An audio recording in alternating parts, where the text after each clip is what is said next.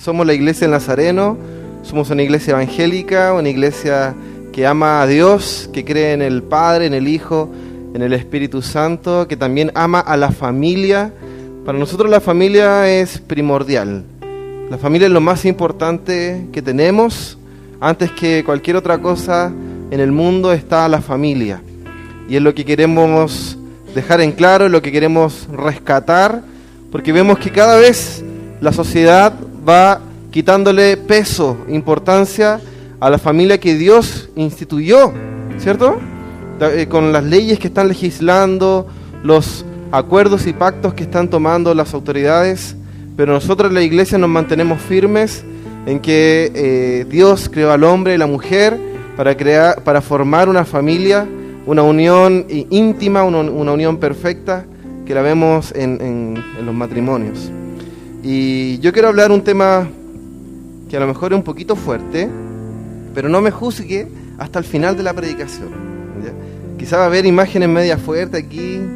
Usted nunca pensó que iba a ver en esta pantalla lo que va a ver en unos momentos, pero es necesario hablar de este tema para que usted abra sus ojos y se dé cuenta qué es lo que está entregando la sociedad al mundo, a nosotros, a través de los medios de comunicación.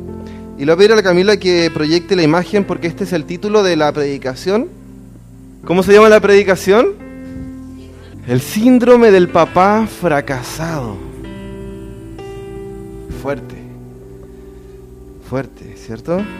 Síndrome es el conjunto de enfermedades o de características que se presentan en una persona. Síndrome también es el conjunto de fenómenos que concurren unos con otros y que caracterizan una determinada situación. Eso es síndrome. Estamos hablando del síndrome del papá fracasado. Y aquí vemos en la imagen un papá fracasado por excelencia. ¿Cómo se llama él? Homero Simpson, ¿cierto? ¿Usted ha visto esta serie de dibujos animados? ¿Sí? Levante su mano el que la vio alguna vez. A ver, levante su mano. Vamos a ministrar a todos los que han visto Los Simpsons. Pero este personaje está puesto en la cima de los medios de comunicación a nivel mundial. Es un estereotipo de un papá actual, o que la sociedad quiere representar como un papá actual. Homero Simpson es el modelo de padre, pero de un padre fracasado. Un padre que no se preocupa de sus hijos, un padre que solo se preocupa de beber cerveza, de ver televisión, en el trabajo no hace nada, no disfruta su trabajo. Es un papá que no es afectivo con su esposa, que no cumple las responsabilidades como padre que debe cumplir. Es un papá holgazán que no puede hacer algo, no sé, arreglar algo en su casa, siempre fracasa en lo que hace. Eso es lo que muestra esta serie, y es lo que ven nuestros hijos, y es lo que vimos nosotros, o los que siguen viendo algunos. Eso es lo que está transmitiendo la sociedad, los medios de comunicación, como el padre modelo, un padre fracasado. Este es el síndrome del padre fracasado. Y el objetivo del enemigo, su misión, es robar, ¿qué más? Matar y destruir. El enemigo quiere robar tu autoridad como padre. Te la quiere quitar. Y las mujeres quizás se van a enojar con el comentario que voy a hacer, pero en la Biblia el hombre es cabeza del hogar. Y lamentablemente la sociedad está aumentando el protagonismo o el papel de la mujer sobre el papel del hombre en la familia. Y hoy vemos hombres que no toman decisiones en la casa, solamente se limitan a proveer para el sustento de la familia. Y la que toma las decisiones y la que cría a los hijos es la mamá. Pero bíblicamente vamos a ver un poquito más adelante que el padre debe estar presente en todo lo que significa un hogar. El enemigo viene a matar tu papel paternal. El enemigo viene a matar ese rol de hombre, de padre, que ha faltado mucho en las familias hoy en día. Y ese enemigo viene a destruir las familias. Esa es la misión del enemigo, destruir las familias. Eso es lo que quiere. Pero Génesis 1:28, mire lo que dice. ¿Cuál es el objetivo? ¿Cuál es el primer mandato que recibieron Adán y Eva? Y los bendijo con estas palabras: sean fructíferos y multiplíquense, llenen la tierra y sométanla, dominen a los peces del mar y a las aves del cielo y a todos los reptiles que se arrastran por el suelo. El hombre y la mujer como matrimonio debían ejercer autoridad, debían ser responsables por una administración, en este caso, en Génesis, de lo que había a su alrededor, que era el mundo, que era la creación. Pero el enemigo quiere robar el papel del papá, la autoridad o la figura paterna en la familia. Eso es lo que quiere hacer y lo que está logrando el enemigo. Los hombres hoy debemos ser padres ejemplo. Padres ejemplo. Deben ser sacerdotes de su familia. Hombres que intercedan por su familia ante Dios. Figuras de autoridad espiritual en las familias. Ese es el padre que Dios quiere que tú seas. Los hombres deben ser buenos administradores de su hogar. No que pasen la plata y se... ¿cómo se dice? Desliguen, desentiendan. Buenos administradores de su hogar, que tomen buenas decisiones. Hombres que ejerzan la autoridad que fue delegada por Dios en la figura del Padre. Estoy siendo fuerte, quizás, y estoy hablando claro, porque así debe ser. Yo no le vengo a sobar el hombro, ni la espalda, a botarle los chanchitos, como lo hago con mi hija, muy delicadamente. Yo vengo a entregarle la palabra de Dios. Y agradezco que hayan una buena cantidad de papás esta mañana, porque debemos ser los padres que Dios quiere que seamos. Y aquellos que aún no son papá, tienen que tomar este tema y guardarlo en su corazón, porque debemos dar ejemplo de padre al mundo. Padres que amen a sus hijos, pero no me voy a adelantar. Lamentablemente en la Biblia encontramos ejemplos de padres que también fracasaron. O sea, Homero Simpson es una invención, un invento de la sociedad, del mundo, del enemigo. Pero en la Biblia también encontramos padres fracasados, o padres que fracasaron en su función, en su papel de papá. Y antes de tocar estos temas que son delicados, yo te invito a que cierres tus ojos, por favor. Cierra tus ojos un minuto, por favor. Y vamos a abrir nuestro corazón. Señor, esta mañana estamos delante de tu presencia, porque reconocemos que necesitamos de ti. Reconocemos que no somos perfectos, pero que acercándonos a ti vamos encontrando y descubriendo el propósito que tú tienes para nosotros. Esta mañana abrimos nuestro corazón, abrimos nuestra mente a tu palabra, porque no queremos salir de este lugar de la misma forma en la que entramos. Tú tienes un mensaje para nuestra vida y queremos, Señor, recibirlo con los brazos abiertos, con la mente abierta, con el corazón abierto, dispuestos a ser transformados por tu Espíritu Santo. En el nombre de Jesús, toma cautiva nuestra atención.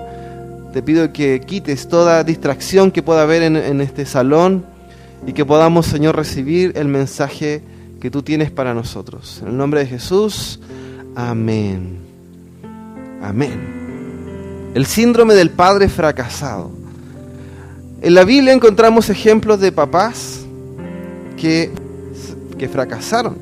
Y vamos a ir directamente a Segunda de Samuel. Segunda de Samuel, capítulo 13. Versículo 1 dice lo siguiente: pasado algún tiempo, sucedió lo siguiente. Absalón, ¿quién? Absalón, hijo de David, tenía una hermana muy bella que se llamaba Tamar. Y Amnón, que era otro hijo de David, se enamoró de ella, que era su hermana. Muy bien, están despiertos, están vivitos. Hasta ahí lo vamos a dejar por el momento.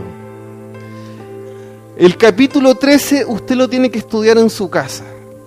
Es una historia trágica, digna de una comedia venezolana, vamos a decir, para no decir colombiana, ¿cierto? Tenemos muchos hermanos colombianos que amamos. Digno de una comedia, de una teleserie, perdón, porque comedia es como risas, no, de una teleserie, de una telenovela. Pero esta historia, los detalles, conózcalo en su casa. 2 Samuel capítulo 13. David, el rey, el cantor de Israel, el que escribió muchas de las canciones que hoy en día seguimos cantando, aquí se pegó una fracasada brígida, decimos los jóvenes. Los jóvenes aún. Vemos que David tuvo, aquí vemos 3 hijos de David: Absalón, Tamar y Amnón. Tamar era muy bella y Amnón también. Eran jóvenes muy apuestos, muy guapos. Y Amnón se enamoró de Tamar. A tal punto llegó la atracción física que sentía por su hermana, que la violó. La forzó a tener relaciones sexuales. Su hermano, usted tiene que leer los detalles, no se los voy a decir. Su hermano Absalón la encontró, humillaba total a su hermana Tamar. Sintió una ira tan grande por lo que había sucedido, algo muy trágico en la familia. Pero ¿sabe qué? ¿Usted sabe lo que hizo David, el rey, el papá? ¿Sabe cuál fue la decisión que tomó en ese momento? ¿Sabe qué hizo? Nada. Hizo vista gorda de lo que había sucedido. Cuento corto. Vamos a ir al 22 y al 23, por favor. 2 Samuel 13, 22 y 23 dice: Absalón por su parte no le dirigía la palabra a Amnón, pues lo odiaba por haber violado a su hermana Tamar. El 23. Pasados 2 años, Absalón convidó a todos los hijos del rey a un banquete en Baal Hazor, cerca de las fronteras de Efraín, donde sus hombres estaban esquilando ovejas. Y lo vamos a dejar hasta ahí, porque ahí comienza una estrategia muy macabra para que Absalón, después de 2 años de lo ocurrido, pudiera matar a su hermano Amnón. Porque el papá no tomó cartas en el asunto, como se dice, no tomó una decisión firme como papá. Finalmente, el rey David quedó con una hija que fue humillada totalmente, todo el reino lo supo, una hija violada. Absalón logró matar a su hermano Amnón, lo mandó a matar, mandó un sicario, y terminó con un hijo. En primer lugar, Absalón, 2 años exiliado porque había matado a su hermano, y después de 3 años de exiliado volvió, lo hizo volver David, pero tomó otra mala decisión, y finalmente Absalón intenta derrocar al rey David, a su papá, por la ira que tenía por él, y murió de una manera muy humillante Absalón. O sea, David terminó con una hija violada y 2 hijos muertos, porque no tomó una decisión de hombre, una decisión de autoridad en su familia. Qué terrible esta historia. No, la Biblia no habla solo de historias felices. Esta historia terminó con un final muy triste. Un padre permisivo. ¿Usted sabe lo que es permisivo cuando hablan de un papá permisivo, de una mamá permisiva? Es aquel que permite o consiente, no ofrece resistencia a lo que se considera perjudicial. Es un papá que deja, que deja que el hijo haga lo que quiera. Un papá permisivo. Ese papá que confunde el amor con la falta de disciplina. Que cree que no castigando a su hijo está demostrando que lo ama. Que cree que dejándolo hacer lo que quiera y que se suba a la cabeza y que bote todos los muebles o decoración de la casa, si lo deja hacer, lo ama. Ese papá fue David, ese tipo de papá en esta historia. Un papá que no puso resistencia, quizás no tomó una decisión, que permitió y consintió y aprobó, sin decirlo, lo que había sucedido.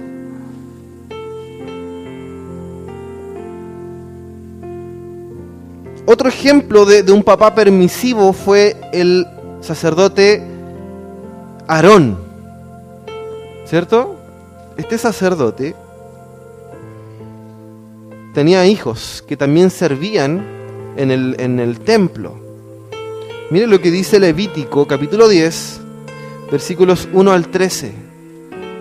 Pero Nadab y Abiú, hijos de Aarón, tomaron cada uno su incensario y poniendo en ellos fuego e incienso, ofrecieron ante el Señor un fuego que no tenían por qué ofrecer. Otra versión dice un fuego extraño, pues Él no se lo había mandado. Y el 2 dice, entonces salió de la presencia del Señor un fuego que los consumió y murieron ante Él. Y el 3, Moisés le dijo a Aarón, de esto hablaba el Señor cuando dijo, entre los que se acercan a mí manifestaré mi santidad y ante todo el pueblo manifestaré mi gloria. ¿Y qué hizo Aarón? No hizo la pega. No tenía cómo defenderse. Aarón guardó silencio.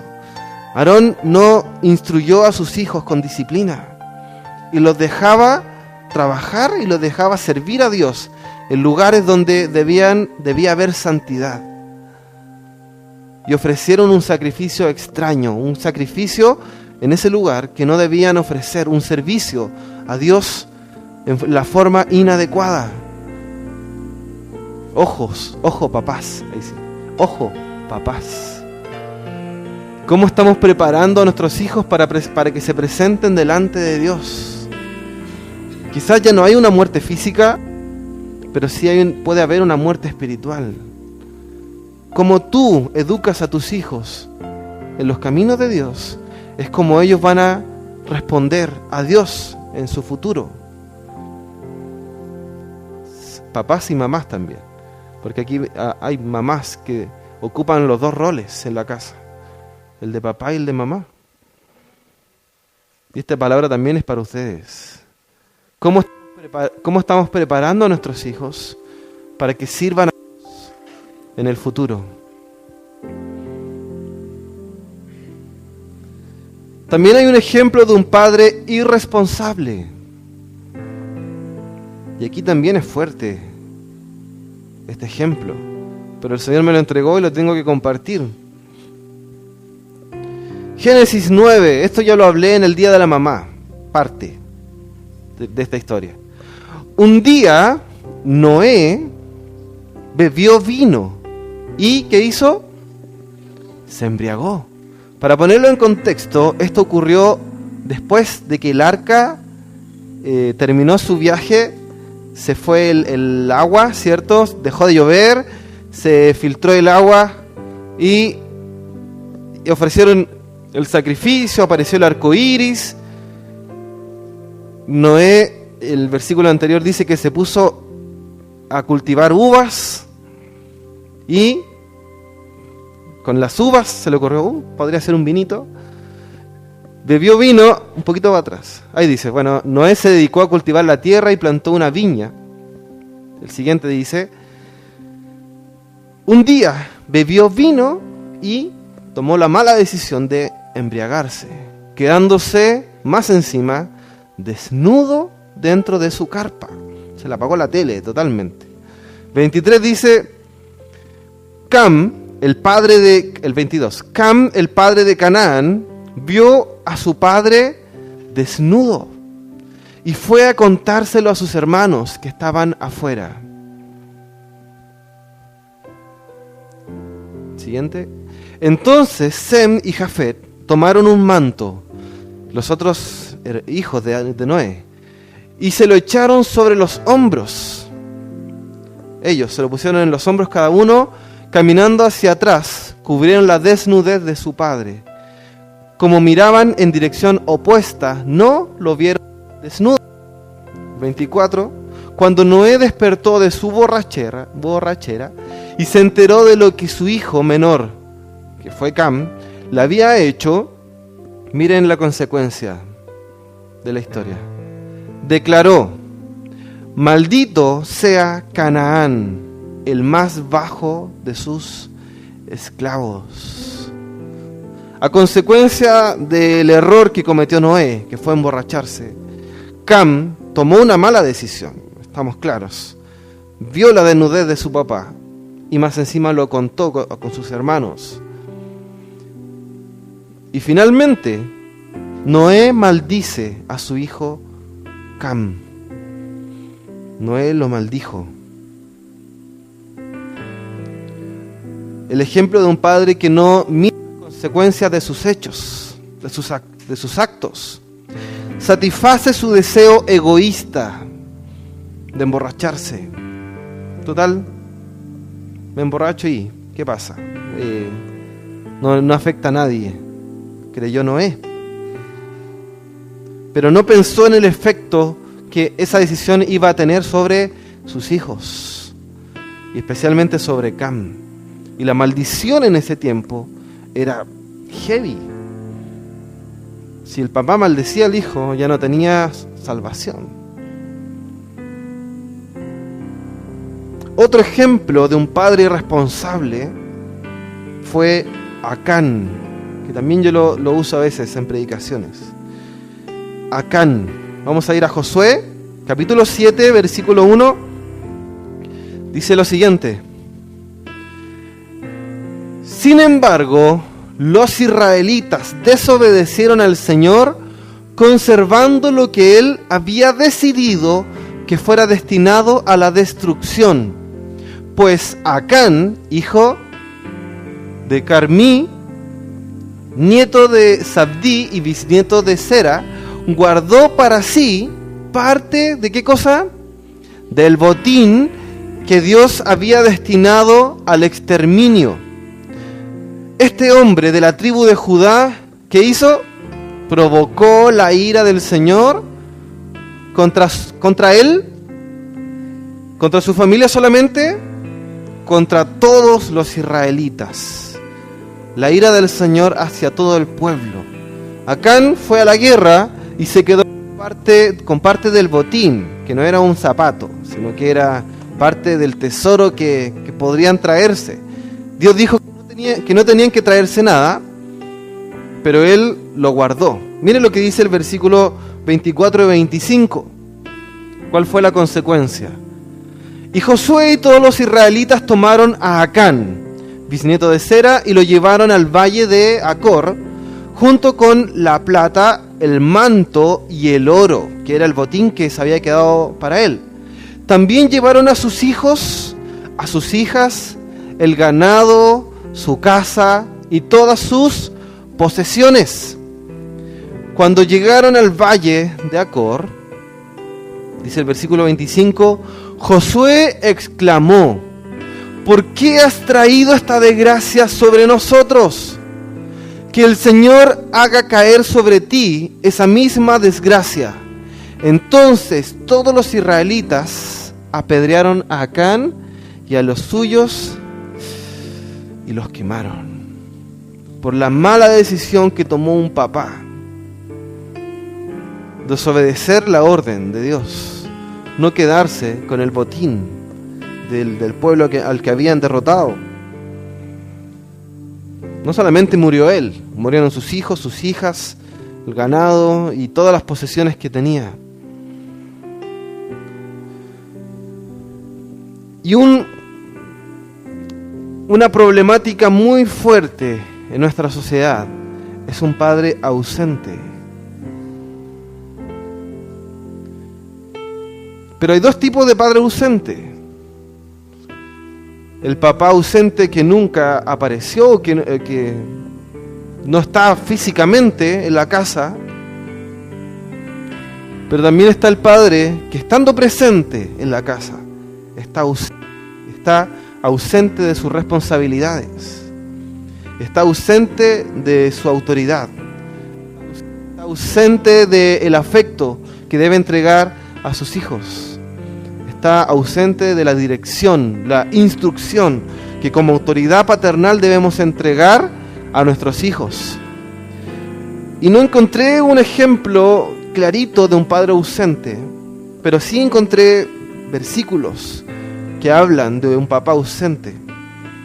Salmo 27:10 dice lo siguiente: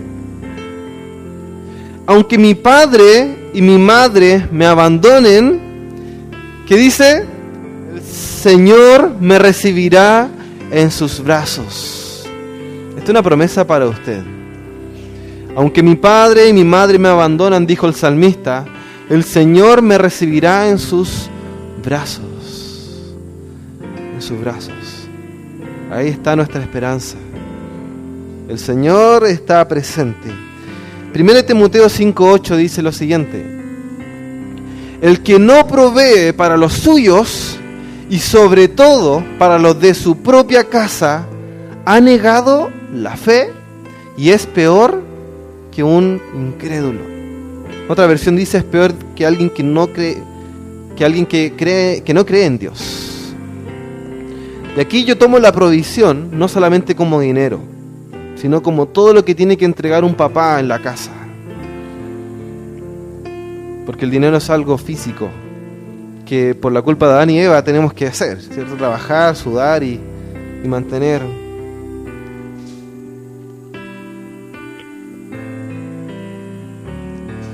Pero el padre ausente es una problemática muy fuerte en nuestra sociedad.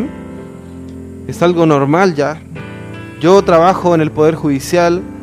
Yo recibo cada día, yo solamente recibo unas 10 causas por liquidación de pensión alimenticia.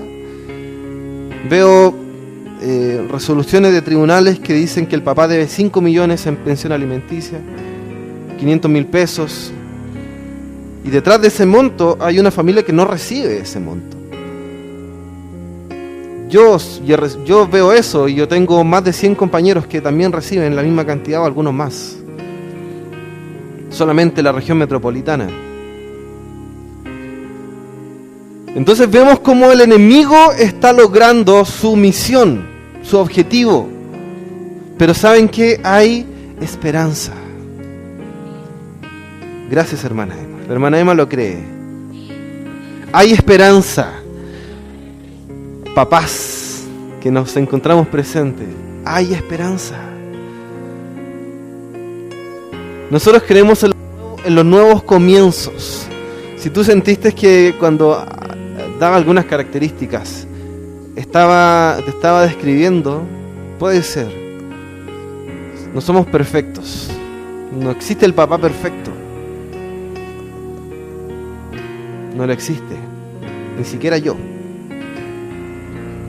No existe el papá perfecto. Lo intentamos hacerlo mejor, pero no siempre lo logramos.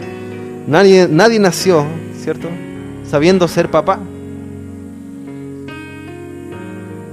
Pero hoy yo les quiero, no puedo terminar la predicación así, porque se van a ir con un sabor amargo en la boca. Pero sí les puedo mostrar cuál es el modelo de papá que Dios quiere que seamos. Y que tú seas en el futuro cuando seas papá. Deuteronomio 6, versículos 6 y 7 dice: grábate en el corazón estas palabras que hoy te mando. Y el 7: incúlcaselas continuamente ¿A quiénes? A tus hijos. Háblales de ellas cuando estés en tu casa y cuando vayas por el camino con tus hijos y cuando te acuestes y cuando te levantes en tu casa.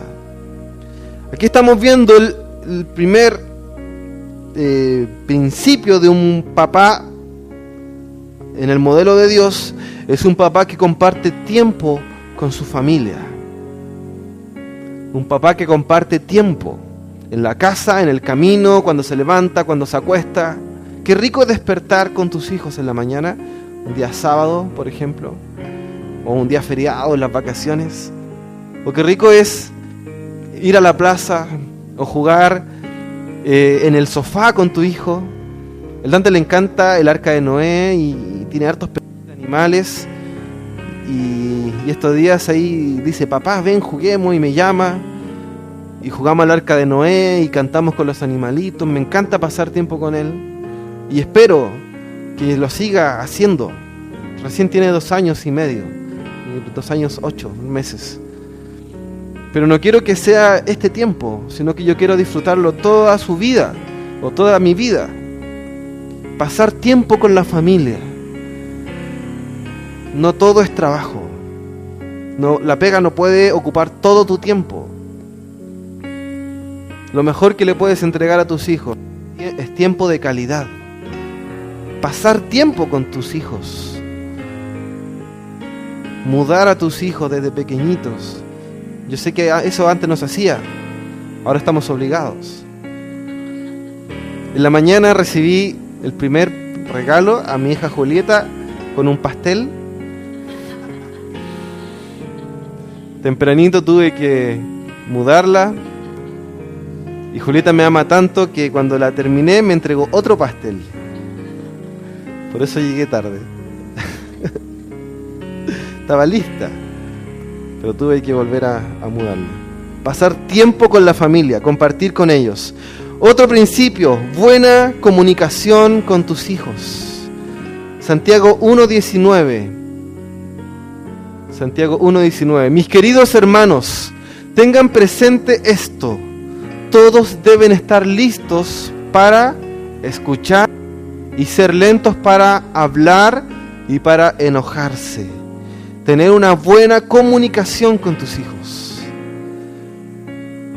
Estar listo para escuchar y ser lento para hablar y para enojarse. Y esto es recíproco.